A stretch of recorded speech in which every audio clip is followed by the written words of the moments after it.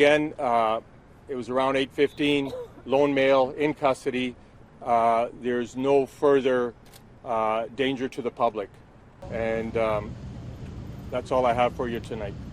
Do you have a number of the victims at this stage? There was a number of deceased and number also injured.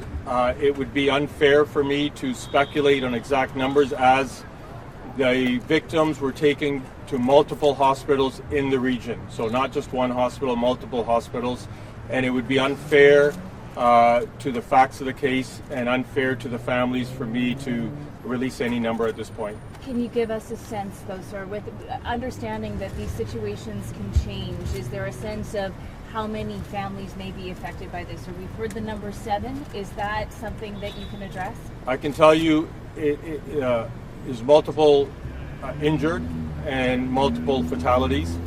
And once, I don't want to, there's still family members that have to be contacted. And it was a large crowd. I just don't want to be unfair to the victims' families by putting out, numbers that we're not even sure on yet.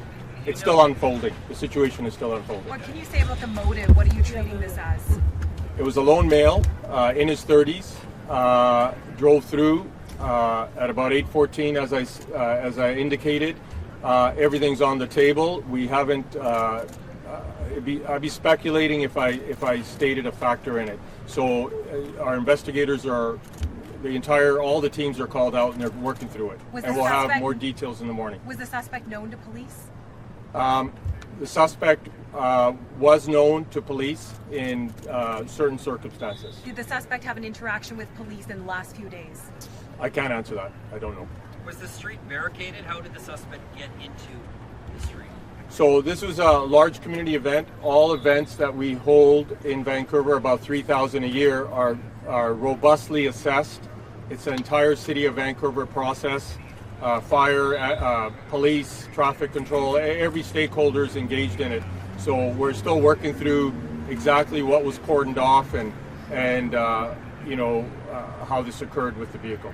You said that the suspect was taken into custody, did you say by bystanders? Was he stopped by people in the crowd?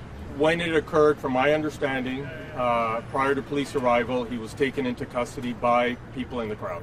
Did they remove him from the vehicle? Were they holding him down? I'd be speculating on exactly how. He was taken into custody at the scene, and we arrived shortly thereafter and took custody of him. Was this a Vancouver resident? I don't have those details for you. I understand there were no dump trucks that were blocking access, and just standard at events, has been standard since about 2015. This is an event that's occurred, this is the second year from my understanding. The crowd size was fluid throughout the day. It went all the way maybe up to a few thousand, 100,000. I've heard those numbers. It was fluid, and it was the second year. And again, it goes through a robust assessment, security assessment. And this event was assessed along with other stakeholders that we have a system for. But why no dump trucks, especially after what happened in New Orleans and New Year's Day? Right. Again, those are facts that we're going to work through tomorrow and look at what community leaders we liaised with when we decided on the actual deployment. Was there any indication this had anything to do with the federal election? I don't know anything about that. Do event holders pay the price of having dump trucks? Different events have different formulas, and like I said, I don't know which community members led this and which community members liaised with the city staff and ourselves, the police, and other stakeholders. Can you explain what the interactions were with police? Can you confirm this mental health? We have some knowledge of interactions. It would be unfair and inappropriate to the investigation and to a proper conclusion for the investigation if I taint it with any details right now. But we'll have more for you in the morning for sure. Thousands of people are about to go out for the sun run tomorrow. Is there any different precautions being taken by police in advance of that? Tomorrow's sun run, as far as I know of this morning or this evening, there's no change for tomorrow. We'll have a full, robust deployment, and it will occur as planned with security. Was it the suspect's vehicle? Did he own the vehicle? At this point, it was one vehicle, one suspect. Did he own it? Was it his vehicle though? It was registered to him? I don't have those details. Does he have a criminal record? It'd be inappropriate for me to get into those kind of details at this point. Was the suspect was on bail before the incident happened?